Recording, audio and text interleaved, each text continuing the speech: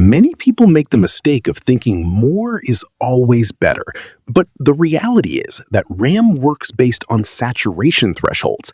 Having 64 gigabytes just to write in Word is like building a 10-lane highway for a single scooter, a total waste of money.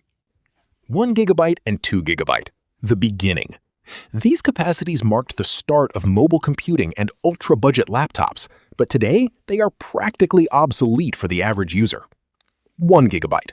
Today, it only serves to let an operating system wake up. The moment you open a modern browser, the system freezes because a single Chrome tab can consume more than that. It is found in specific devices like basic smart TVs or car infotainment systems. 2 gigabyte. This was the standard for netbooks in 2010. Today, trying to use Windows 10 with 2 gigabytes is a form of torture. The system spends more time moving data to the hard drive, virtual memory, than executing your commands. It only survives in ultralight operating systems like Chrome OS or specific Linux distributions. 4 gigabytes, the minimum to survive. For years, 4 gigabytes was the sweet spot for students and offices. It is sufficient for single-track tasks. You can write a document, check your email, or watch a YouTube video at 1080p without issues. Multitasking is its enemy. If you try to have Spotify open while editing a basic photo with 5 browser tabs open, you will start to notice lag or stuttering. Verdict? It is the minimum for a basic home PC, but in 2026, Windows 11 alone, with nothing open, already consumes between 2.5 and 3.5 gigabytes of RAM. 8 gigabytes? Average user. As of 2015, this became the standard for any computer that claims to be functional. This is where the computer begins to feel responsive. You can have 15 tabs open, join a Zoom call, and work in Excel simultaneously without the system struggling. It is the entry point for modern gaming. You'll be able to play almost anything, although in very demanding AAA titles, you might experience FPS drops if you have background programs running.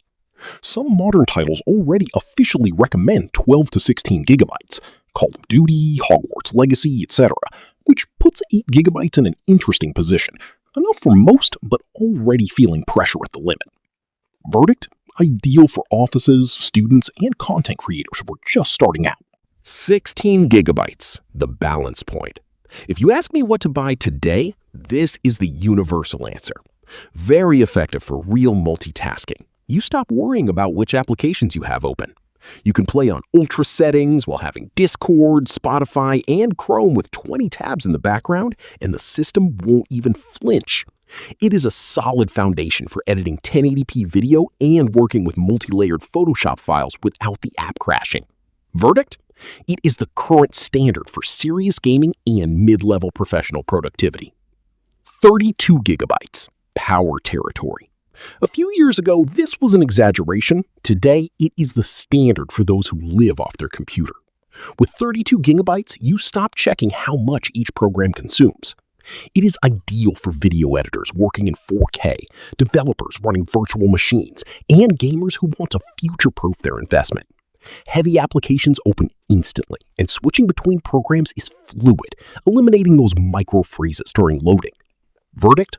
Recommended for design professionals, architects, and hardware enthusiasts. The professional leap. 64 gigabytes, real workstations. Here, we are no longer talking about opening more tabs. We are talking about projects measured in gigabytes. It is the foundation for complex 3D rendering, physical simulations, large database analysis, and 8K video editing. It allows running multiple Adobe programs at the same time, After Effects plus Premiere plus Photoshop, without saturating the memory. Verdict? It is a full-time work tool, not a whim for gaming. 128 gigabytes. Server and science level.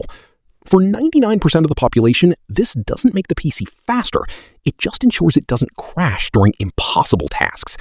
It is used in massive virtualization servers, local AI model training, and Hollywood film post-production. At these levels, cost is secondary to the need for the system to never, under any circumstance, run out of space to load critical data. If you don't know why you need 128 kilobytes, you definitely don't need it. Architecture. As we saw in the video about RAM generations, size is only half the story. Incompatibility. It's useless to buy 32 gigabytes if your motherboard only supports DDR4 and you bought DDR5. The container matters as much as the content. Dual channel. It is always better to have two 8 GB sticks, 16 gigabytes total, than a single 16 gigabyte stick. This allows the processor to access memory through two different paths, effectively doubling the bandwidth. A single 16 gigabyte stick is a one-lane road. Two 8 gigabyte sticks is a two-lane highway with the same destination. Data arrives at the same time through parallel paths. Conclusion. RAM is not a badge of honor. It is a resource that must be adjusted to what you do every day. Only browsing, watching Netflix, and using Office? 8 gigabytes is more than enough. Playing current titles or working with several apps open? 16 gigabytes is the gold standard. Editing video, 3D design, or running virtual machines? 32 gigabytes is your comfort zone.